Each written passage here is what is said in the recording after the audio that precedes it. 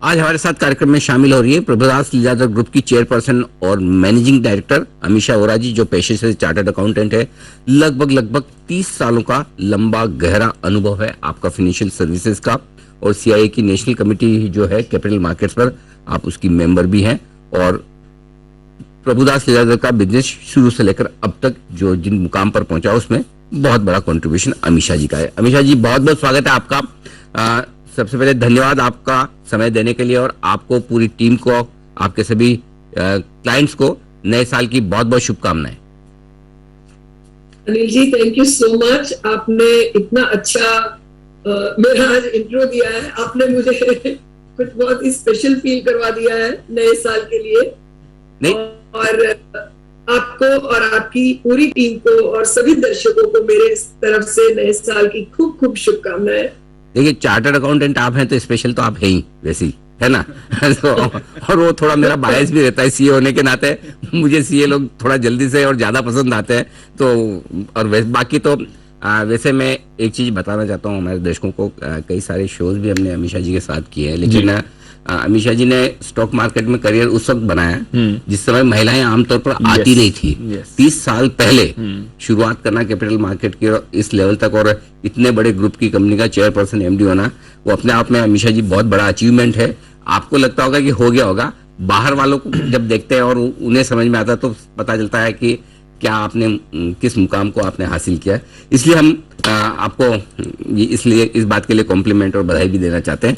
अब बताइए मैम, 2022 तो हमारे लिए ठीक ही था, बहुत खराब हो सकता था, बच गए हम। 2023 में भी पहला सवाल तो यही कि बचे रहेंगे या इस बार खतरे ज्यादा हैं?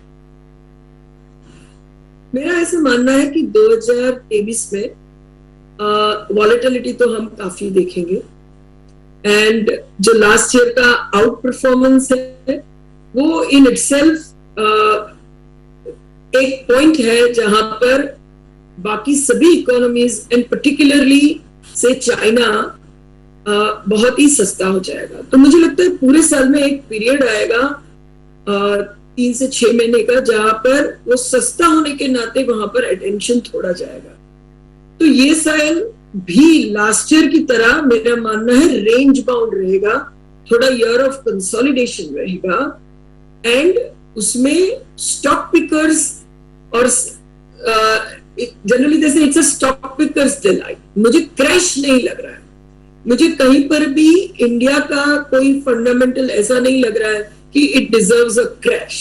सो range bound market, volatile market, मतलब नीचे जाकर वापस वहीं पे पहुंचेगा तो हम वही 5% ऊपर 10% ऊपर नीचे में घूमेंगे, पर नीचे जाने का पॉसिबिलिटीज है, that I can not rule out.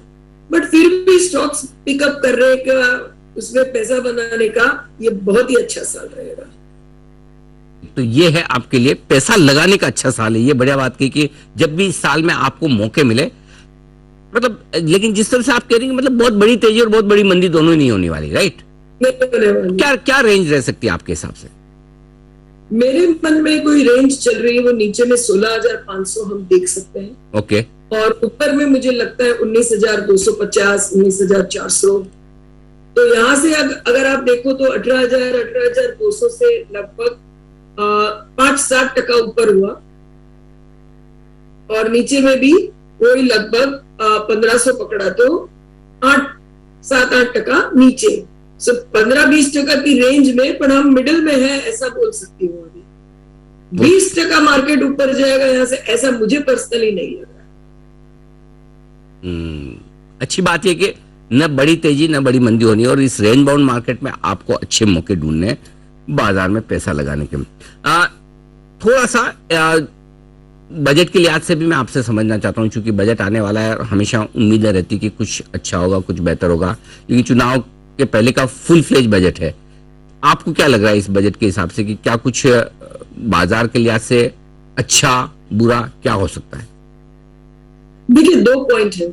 अगर समटाइम बैक देखे तो न्यूज़पेपर्स में बहुत कुछ आ रहा था about touching either the capital gain tax और टर्नओवर टैक्स। मेरा फर्स्ट पॉइंट ये रहेगा कि after a very very long time retail investors have been, मतलब मार्केट में आ रहे हैं, फाइनेंशियलाइजेशन इंडिया में बढ़ रहा है, इनफैक्ट लास्ट ईयर जितना एफआई का ऑनस्लॉट ऑफ सेलिंग था, हमारे डोमेस्टिक सेविंग्स ने उससे बचाया है। तो अभी कोई भी स्टॉक मार्केट रिलेटेड टैक्सेस को टच नहीं करना चाहिए। वो मुझे बहुत ही बेसिक एंड फर्स्ट चीज लग रहा है। टेम्पटेशन तो बहुत होगी कि विद राइजिंग टर्नओवर इतना सा टर्नओवर टैक्स बढ़ा दिया तो इनकम इतना बढ़ेगी, पर मेरे हिसाब से वो सभी चीजों से रिफ्रेन रहना चाहिए। That is number one, market को छोड़कर। मेरे हिसाब से दूसरा पॉइंट ये है कि थोड़ा कंसोलिडेशन पाथ पे जाना पड़ेगा इंडिया को in terms of our fiscal deficit, and वो इलेक्शन साल के पहले हम एकदम थोड़ा इजी ना हो जाए हमारे फिस्कल डिसिप्लिन पे। वो दूसरा एक पॉइंट मुझे लगता है हम सब देखेंगे या तो मार्केट देखेगा। अदरवाइज आउटसाइड बजट भी जिस तरह से पीएलआई स्कीम का इम्प्लीमेंटेशन हो रहा है, I think that is keeping a very good momentum. Okay, ये इंटरेस्टिंग चीज है आपके लिए। अब आइए, जब आप कह रहे हैं कि पैसा लगाने का साल ये रह सकता है, तो ऐसे में बताएं कि कहाँ आपको लगता है मौके बनेंगे इस साल में, कहाँ नजर रखनी चाहिए? मुझे लगता है ये साल शायद स्टोरी ऑफ टू हाफ्स रहेगा। फर्स्ट हाफ में जो लास्ट ईयर के थीम्स है वही परफॉर्म करेंगे, पर्टिकुलरली बैंकिंग।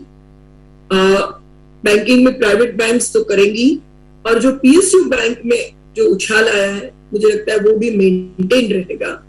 तो banking will continue to be in good momentum. और मेरा लास्ट ईयर से ही ये व्यू है कि लास्ट डिकेड जो एनबीएफसी का रहा, ये डिकेड बैंकों का है। तो एनबीएफसी वर्सेस बैंक देखा जाए तो बैंक पे ही फोकस रखना चाहिए, ओवरवेट रहना चाहिए। That is the first thing. उससे भी जो बड़ा थीम इंडिया में इमर्ज हो रहा है, और मुझे नहीं लगता है वो 3 महीना 6 महीना या 12 महीना का है, वो 5-7 साल रहेगा, वो है मैन्युफैक्चरिंग। ऑलमोस्ट 15 साल के बाद मैन्युफैक्चरिंग इज कमिंग बैक। और जो वो बिग थीम है उसमें डिफेंस भी आ गया, रेलवे भी आ गया, इंफ्रा भी आ गया, end of course consumables, plants. तो हर एक जो जिसे कहते हैं कि एस्पेक्ट्स ऑफ मैन्युफैक्चरिंग है, मुझे लगता है that will do very well. उसमें से पिक एंड चूज जरूर करते हैं, both based on their growth and valuation combination. But ये सेक्टर बहुत ही अच्छा रहेगा। और दो सेक्टर जो इन बिटवीन जैसे कहे कि नीश सेक्टर्स है पर उनका स्कोप ठीक रहेगा, उसमें हमें एक हॉस्पिटल और हॉस्पिटल सेक्टर ठीक लग रहा है पर्टिकुलरली, क्योंकि उसमें एक medium term outlook continues to be very good. Last एक साल में क्या हो गया कि पीक जो कोविड का हॉस्पिटल ऑक्यूपेंसी था उससे थोड़ा ड्विंडल हुआ, but now on this base growth will continue to be very good. And अगर कोविड की चिंता ना हो तो और with that volatility even hotel segment will do very well. So insurance, hospital, hotels, ये जो पॉकेट्स है वो बहुत अच्छा करेंगे। ओके, तो ये है आपके लिए खरीदारी करने के जो मौके हैं, जिस पर 2022 में शुरुआत से जब मैंने आपसे बात की, आपने कैपिटल गुड्स और मैन्युफैक्चरिंग ये वाली थीम का आपने हमेशा जिक्र किया, ये और बैंक्स आपके पसंदीदा रहे, और पिछले साल दोनों ने अच्छा बढ़िया प्रदर्शन भी किया। इसके अलावा ऑटो, इंश्योरेंस, हॉस्पिटल्स, ये सारे वो सेक्टर्स हैं जहाँ अच्छी मजबूती दिख सकती है। कोई ऐसे सेक्टर्स हैं जहां से दूर रहना चाहिए या जहां रिस्क थोड़ी ज्यादा है? दो सेक्टर में पर्टिकुलरली अभी वीकनेस देख रहे हैं। एक तो पूरा जो कंज्यूमर ड्यूरेबल है, जहां पर पंखा भी ले लो, टीवी भी ले लो या XYZ, वहां पर इन्फ्लेशन या तो इंटरेस्ट रेट या तो जो भी देखो, consumption slow down definitely visible है वहां पर। वो पूरे कंज्यूमर ड्यूरेबल पैक्ट में अभी स्लो डाउन दिख रहा है, plus the competitive intensity is so. तो ये बार के नतीजे में उनको मार्जिन का एक ट्रिगर रहेगा, but top line growth is not as good. तो मुझे लगता है ये सेक्टर थोड़ा यहां से वीक चलेगा। और उसी तरह से मुझे ऐसा लगता है कि कंज्यूमर ड्यूरेबल की जगह पर स्टेपल्स पे ध्यान देना चाहिए, जो रोजमर्रा की चीजें हैं, जो जरूरी है और वहां पर एक कमोडिटी प्राइस का टेल विंड है तो मार्जिन एक्सपांशन है. For example stocks like levers continue to be still looking very good. ठीक बात है. तो ये है आपके लिए पूरा का पूरा आउटलुक अमीषा जी की तरफ से. अमीषा जी बहुत बहुत धन्यवाद आपका समय देने के लिए और बाजार के पूरे साल भर के आउटलुक पर हमारे दर्शकों को गाइडेंस देने के लिए. Thank you so much ma'am. Thank you Anil ji. Thank you.